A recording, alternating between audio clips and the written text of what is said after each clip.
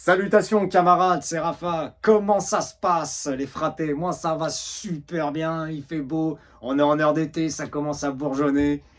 La vie est belle, les mecs, la vie est belle. Alors, aujourd'hui, 1 an de rétention séminale. Oui, parce que, je vous le dis officiellement, je ne suis plus en rétention séminale, j'ai basculé en OFAP. Donc si j'ai basculé en OFAP, deux solutions possibles. Soit j'ai craqué devant du contenu porno et j'ai fait ça, j'ai fait ça, j'ai fait ça. Ou alors, j'ai tout simplement eu une interaction avec une fille. Bon, je pense que vous vous en êtes douté. Ah, donc voilà, on a passé du bon temps, etc. Magnifique, ça s'est très bien passé. La fille était heureuse comme tout. Rien à dire sur le sujet. Peut-être que je ferai une vidéo là-dessus. On verra ça plus tard. Pour l'instant, 1 an de rétention séminale. Quel a été le bilan de cette rétention-là?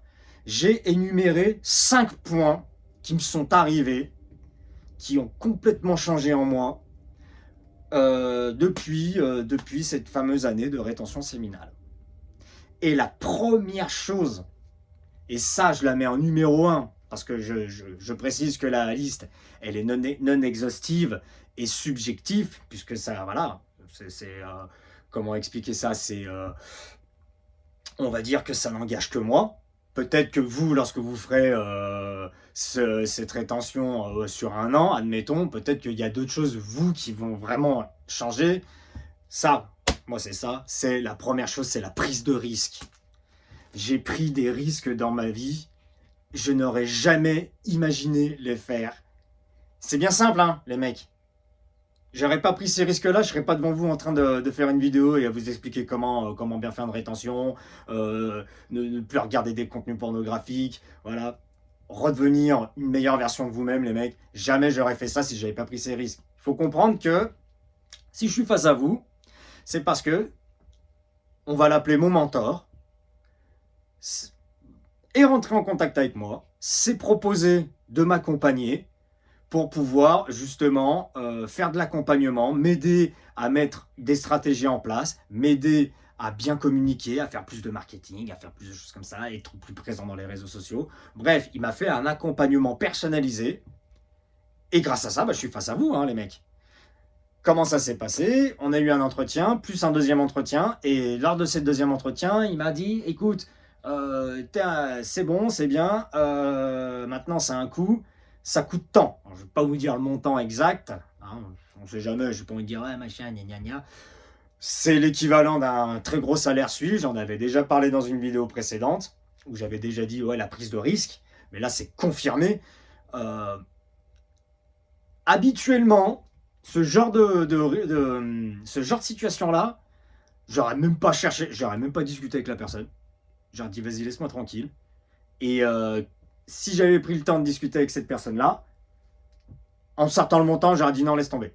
Laisse tomber, je préfère continuer à faire la fête, à me torcher la gueule, à perdre mon temps dans les gratifications instantanées.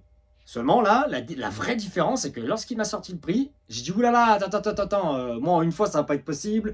Par contre, j'étais déjà projeté. C'est-à-dire que pour moi c'était déjà affirmatif. C'était clair et net que je voulais faire ça. C'était clair, net et précis. Jamais j'aurais fait ça il y a 2 ans, 5 ans, 10 ans en arrière. C'est absolument inconcevable. Inconcevable. Ce qui a aussi énormément aidé, c'est que lors de le fait de prendre des prises de risque comme ça, j'ai gagné une capacité d'apprentissage extraordinaire.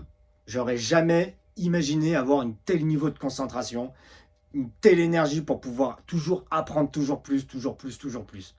Ça, mais jamais de ma vie, mais jamais j'aurais pensé ça, mais jamais. Ça, c'est extraordinaire, mais je suis tellement heureux de ça. C'est hallucinant.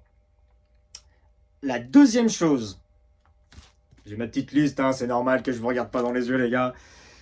J'aurais pu mettre ça en numéro 1 aussi, avec la prise de risque, mais j'ai plutôt voulu faire à part. C'est l'organisation. J'entends par organisation, organisation de vie, organiser ses journées, organiser ses comptes, organisation. Ça, alors ça les mecs, moi je suis l'homme le plus désorganisé sur Terre. Jamais de ma vie, je me suis dit non, moi c'est au jour le jour, ah, ça va venir. Combien de fois j'ai procrastiné parce que j'avais une idée, je dis tiens, il faut que je prenne rendez-vous pour telle chose, et je ne l'ai jamais fait. Et c'est comme ça que j'ai loupé des rencarts, et c'est comme ça que j'ai loupé des opportunités. J'organise ma vie. Je vais vous raconter une journée typique. On va prendre une journée où je suis censé être en repos de mon activité salariée. Genre par exemple comme ce week-end. Je me lève le matin, 7h du matin déjà. Moi je me lève, c'est 7h du matin. Ouais, je me lève à 7h du matin. Ouais, non, mais il faut que tu prennes le temps de dormir. T'inquiète, j'ai toujours le temps de dormir. Je dors bien, je dors 7 heures minimum, impeccablement bien. Je dors extraordinairement bien. Je me lève, c'est 7 heures. Je sais que. Après, je suis quelqu'un qui prend le temps d'émerger. Ah, faut savoir que, pour l'anecdote, ma maman, à chaque fois que je vais rendre visite à ma mère, d'ailleurs, si elle voit la vidéo, bah, je te fais d'énormes bisous, hein, me raconte tout le temps, sans cesse, que lorsqu'elle a accouché de moi, eh ben, je voulais pas sortir du ventre de ma maman. J'étais au chaud, j'avais de la nourriture, j'étais bien. Pourquoi tu veux que je sorte? J'étais trop bien. Et peut-être que ça, j'ai peut-être gardé cette chose-là en moi, tu vois. Donc oui, je suis quelqu'un qui prend le temps d'émerger, mais quand je prends le temps d'émerger, je bois mon maté tranquille et je re-regarde l'organisation que j'avais prévue pour la journée, tu vois. Le temps d'émerger. Il y a même des fois, j'émerge juste 30 minutes, ça me suffit. Mais généralement, il me faut une demi-heure, 1 heure, tu vois. Et ce que je fais, c'est que moi, la veille, je prépare toujours mes journées pour le lendemain. J'ai mon téléphone avec je ne sais combien d'alarmes. Genre, 8 heures, tu dois, admettons, de 8h à 9h, je dois préparer par exemple ça. Vidéo de YouTube, je prends des notes, etc. Ensuite, il faut que de 9h à 10h, j'ai encore une petite heure. J'ai le temps de quoi par exemple?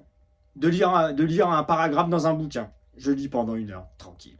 Ensuite, dès que le réveil sonne, tiens, allez, salle de muscu. Aujourd'hui, séance pec ou séance bras, peu importe.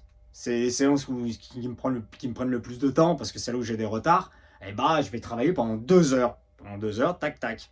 Ensuite, rebolote alarme. Tiens, bah, le temps que tu rentres chez toi, je m'accorde 30 minutes où je me pose, le temps de récupérer, etc. Je me rebois un petit coup de flotte. Là, à ce moment-là, c'est là où je me rebois un petit kawa. Et là, alarme qui sonne, bam, allez, tu fais 1 heure de ménage. Ensuite, tu as fait ton heure de ménage, bam, tu vas faire des courses, etc., etc., etc., etc.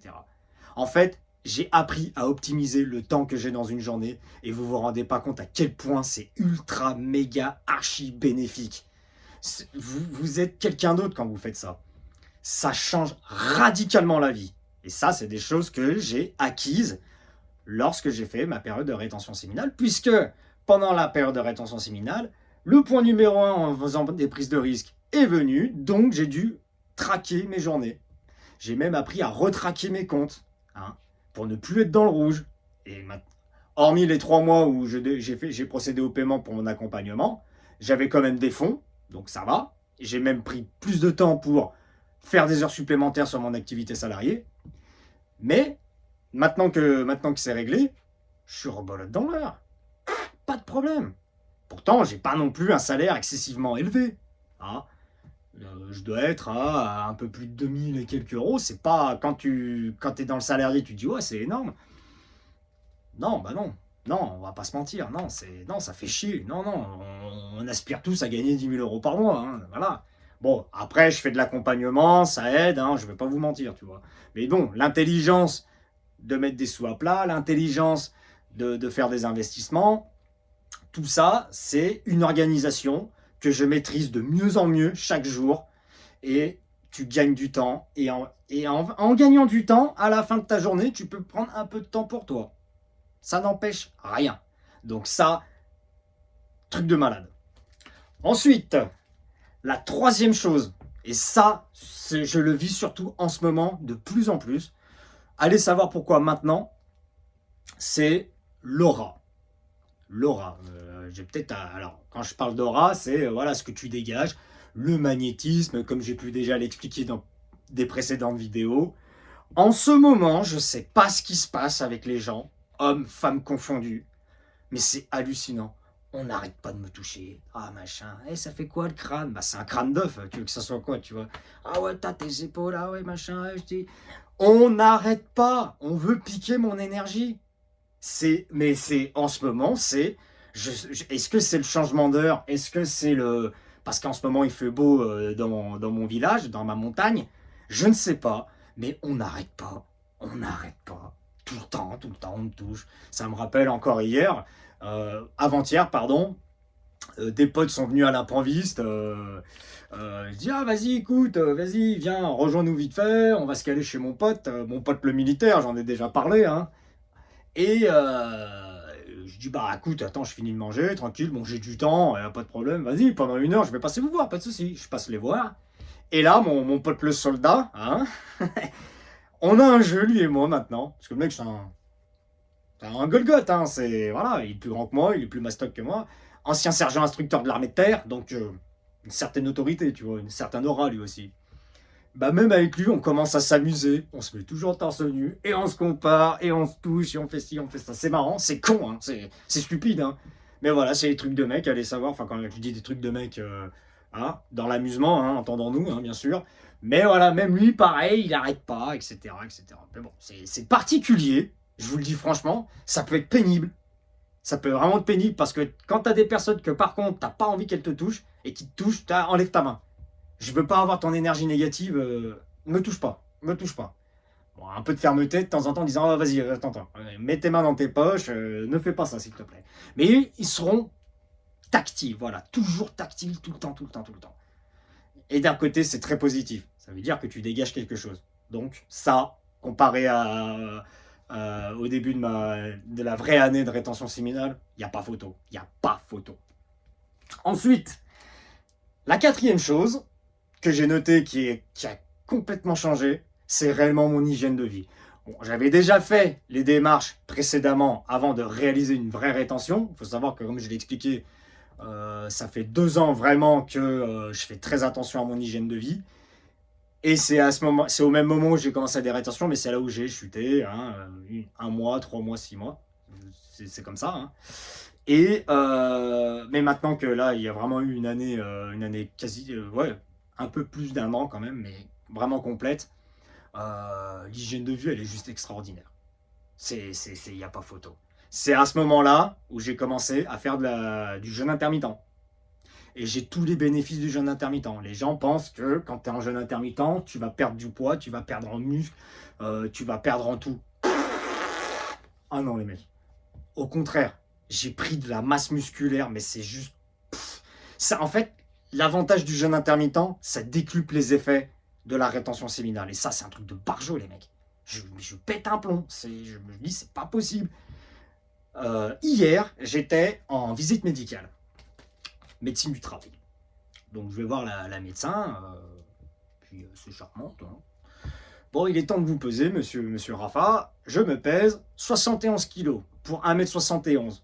Donc, moi, tout content. J'ai repris 1 kilo. Ah, trop bien. Super. Bah, ah ouais, non, mais... Et là, la médecin, elle me rappelle, oui, mais il y a 2 ans, quand vous avez fait la visite, vous faisiez aussi 71 kilos. Je lui dis, ouais, mais j'avais un bide à bière, hein, il y a 2 ans en arrière. Hein. Là, c'est tout, mais que en muscle, pas un pet de graisse.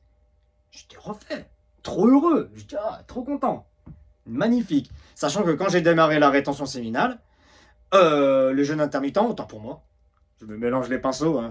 Je suis trop content, les mecs, c'est normal.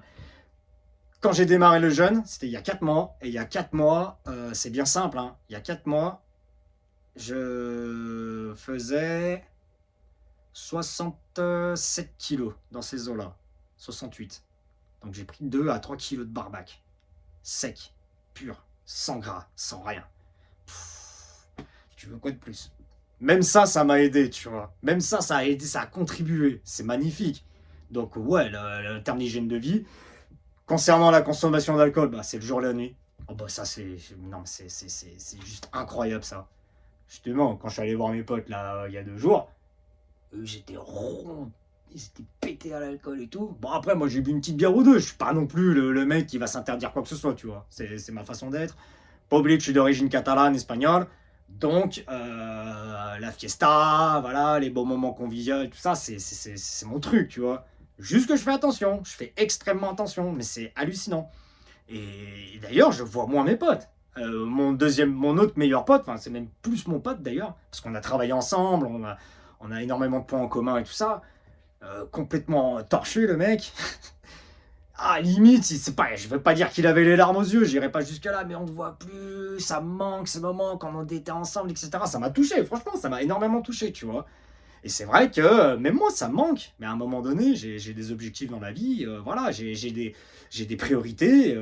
Je vais pas faire comme avant, il y a 2 ans, 3 ans en arrière, où je passais mon temps à me torcher la gueule, à plus avoir de souvenirs et à dire des dingueries aux gens, tu vois. Non, non, c'est pas une vie, ça, tu vois. Ça me correspond plus. Ça n'empêche pas que ça me manque aussi ces personnes-là, je les vois moins qu'avant, tu vois. Mais par contre, voilà, en termes d'hygiène, il n'y a même pas photo, quoi. Ah non, ça change tout. Donc non, ça, c'est quelque chose que je maintiendrai jusqu'à la fin de mes jours. Ce qui n'empêche pas de temps en temps un petit canon de rouge. Ouais, moi, j'aime bien, hein. Voilà, mais raisonnable, raisonnable. D'accord. Pareil pour le tabac. Bon, le tabac, c'est peut-être le truc que j'ai pas arrêté. Parce que ça m'arrive de. Je dis tabac en généralité, parce que j'aime bien me fumer des cigarillos, tu vois, j'adore ça. Mais c'est devenu un plaisir, en fait. C'est pas devenu quelque chose de compulsif. Ouais, dès que t'es énervé, tu fumes. Dès que t'as 5 minutes, parce que je suis sur mon poste de travail, j'ai 5 minutes, voilà, bam, clope, clope. C'est. C'est un truc de malade, ça aussi. C'est un truc de malade comparé à avant. Mais avant, j'étais un paquet par jour. Maintenant, je suis. Si vraiment je dois prendre un paquet de clopes, il va me durer plus d'une semaine. Et encore, je te dis, j'en prends quasiment plus. Quand je dis quasi, parce que ça m'arrive d'en prendre en soirée, mais je fais tourner à tout le monde. Genre, je me pose pas la question, je m'en fous. Servez-vous, je m'en fiche. Je suis pas là pour dire, ah, je compte mes clopes, non, il m'en reste 2 avant demain. Ah, je m'en bats les couilles. Vas-y. Mais je préfère les cigarillos, entre nous. Mais je veux dire, ça a changé, mais radicalement. Ok, je fume. Même si je cours à aller, on va dire, admettons, à 5-6 km/h, je peux courir pendant 1 heure dehors, tranquille. J'ai du souffle, j'ai tout, j'arrive à respirer, je sens les odeurs. Ça, je sais que la rétention, ça a énormément aidé, ça.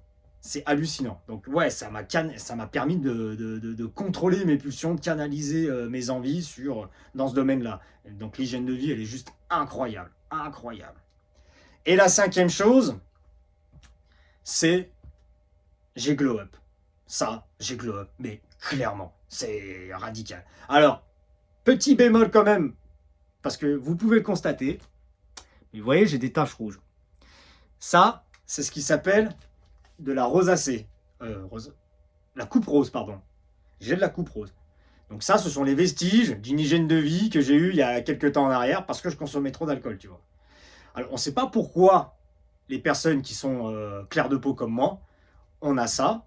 Il n'y a pas d'explication, mais il peut y avoir des antécédents donc en rapport avec la consommation d'alcool. Par exemple, ça peut être d'autres choses, tu vois. Et je pensais que la rétention, ça allait pomper ça, tu vois. Bon, finalement, ça le fait pas. C'est pas grave, je vais aller chez le dermato, on va faire ça une bonne fois pour toutes et on n'en parle plus, tu vois. Mais à part ce petit détail, je suis complètement glow up. J'ai une peau, elle est archi douce, j'ai plus la peau grasse. Avant, ici, j'avais la peau grasse, c'est fini. Bon, j'ai plus de cheveux. Je peux pas en parler, tu vois. Mais je sais que quand je touche mon crâne, parce que les gens, ils aiment bien en plus, je veux pas dire que c'est doux, mais je veux dire, c'est pas comme si c'était de la barbichette ou quoi que ce soit. Mais quand je me rase à blanc, la peau, elle est douce. J'ai une peau douce. La fille récemment avec que j'ai fréquenté, elle me l'a dit. Mais elle me dit, j'ai jamais touché quelqu'un de ton âge qui avait la peau aussi douce. Après, je suis quelqu'un d'extrêmement soigné. Mais par contre, j'ai glow up, même physiquement, tout. J'ai clairement glow up. Je suis monté en niveau. Alors, un peu de modestie, Rafa, je vous l'ai dit, je le sais, je suis plus proche physiquement de Jacouille la fripouille que de Leonardo DiCaprio. J'en conviens. Pour autant, j'ai glow up quand il arrive. Ça n'a plus rien à voir. Je le sens, je le sais. C'est hallucinant. Je sais pas comment expliquer ça. Mais les mecs, lorsque vous allez faire de la rétention, hein, tout en arrêtant les contenus porno, vous faites de la rétention, vous commencez à faire ça, les 5 choses, je vous jure qu'elles vont vous arriver. Mais quand je vous dis que c'est incroyable, c'est vraiment incroyable. Petit bémol quand même, c'est bon de le dire aussi, j'ai eu quand même quelques inconvénients pendant ce parcours. Comme par exemple, j'ai eu, et ça c'est souvent ça c'était vraiment au bout de 2 mois de rétention, à peu près, 2 mois. Mais j'avais un excès de confiance, à la limite de l'arrogance. Ça veut dire que lorsqu'on me disait non pour n'importe quoi, j'avais une tendance à tomber très facilement dans la frustration. Et ça, c'est une erreur comportementale qu'on ne doit pas avoir. Donc si jamais ça vous arrive, les mecs, ça peut arriver, d'accord? Faites en sorte que ça vous arrive, pardon, qu'une fois, mais pas deux. Parce que c'est là où vous pouvez tomber dans l'erreur après par la suite. Et c'est là où vous retombez dans votre niveau de bêta. Et moi, je ne veux pas ça, d'accord les mecs? Eh bien écoutez, ravi d'avoir partagé tout ce témoignage ensemble. Si vous voulez bien démarrer une rétention séminale, partir sur d'excellentes bases, en plus de regarder mes contenus, je vous invite à aller dans ma description.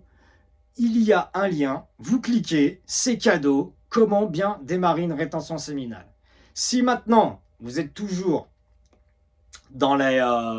comment dire? Si vous avez des problèmes d'addiction, de dépendance au contenu porno, vous venez me contacter, lien en description, Calendly, vous prenez un rendez-vous, c'est totalement gratuit. Et si vous voulez me suivre, n'hésitez pas dans mes réseaux. Vous êtes tous là, bienvenus les mecs. Ok? C'était la vidéo du jour. Moi je vous dis hasta luego.